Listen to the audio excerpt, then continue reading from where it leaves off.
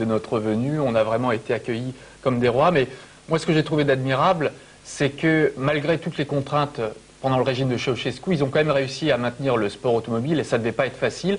Et je pense peut-être avec plus de passion que nous autres Européens de l'Ouest, parce que finalement, nous, tout est facile, on a tout sous la main, alors que c'est très difficile. C'est système D. Système D, le système débrouille, débrouillardise, démerde. Voici le sport automobile en Roumanie.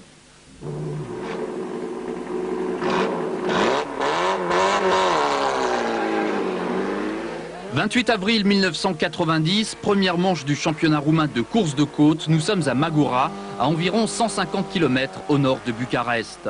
Avez-vous déjà vu un pilote officiel en course en blue jean et en polo? Eh bien, ça existe ici, en Roumanie. Cet homme s'appelle Dan Necula, il a 36 ans, il est champion en titre de course de côte.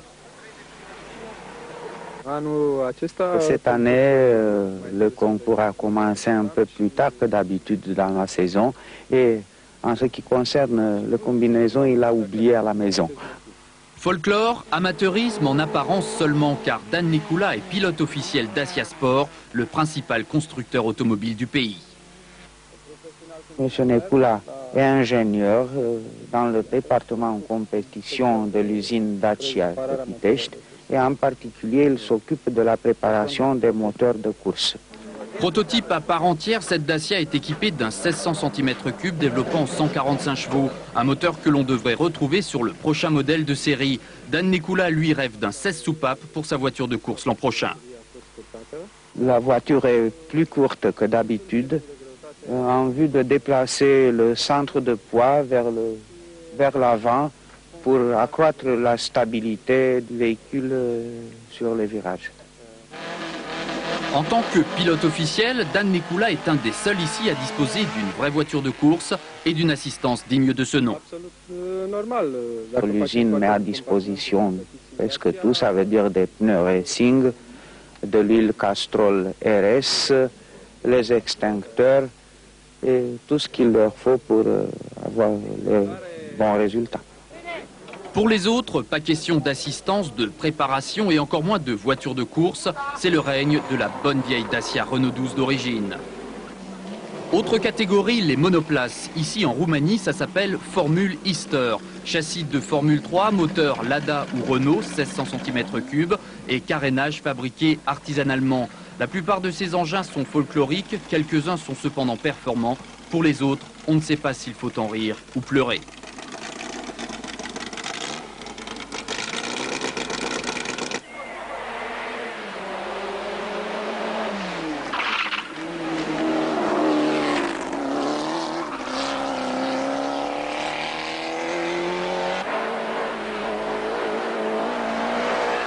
Course de côte, karting, quelques épreuves de vitesse et de rallye, les courses automobiles sont peu nombreuses en Roumanie. Mais ce qui frappe le plus, c'est l'âge moyen des pilotes, entre 35 et 40 ans. Plusieurs raisons à cela, le prix exorbitant des voitures, 3 ans de salaire moyen pour une Dacia et la quasi-absence de sponsors découragent inévitablement les pilotes. Il est difficile de trouver des sponsors car les possibles sponsors maintenant sont plus intéressés à la politique qu'à la subvention des coureurs. Le sport automobile roumain dans l'impasse, c'était en quelque sorte l'objectif de Ceausescu. Alors, on dévore tout ce qui concerne le sport automobile international. Nos stars sont aussi leurs idoles.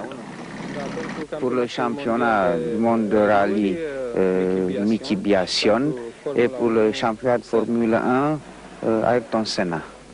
Mais l'information reste malgré tout très limitée. Dans la Gazeta Sporturilor, le quotidien sportif roumain, quelques lignes seulement ont salué la victoire d'Alain Prost au lendemain du Grand Prix du Brésil.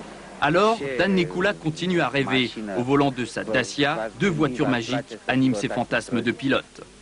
La Lancia Integrale ou la Peugeot 205 Turbo 16. La fin du règne Ceausescu permettra-t-elle enfin aux pilotes roumains de satisfaire pleinement leur passion? Tout le monde ici l'espère, sans oser encore y croire. Pour cela, il faut d'abord un vrai circuit, car Ceausescu avait fermé les quais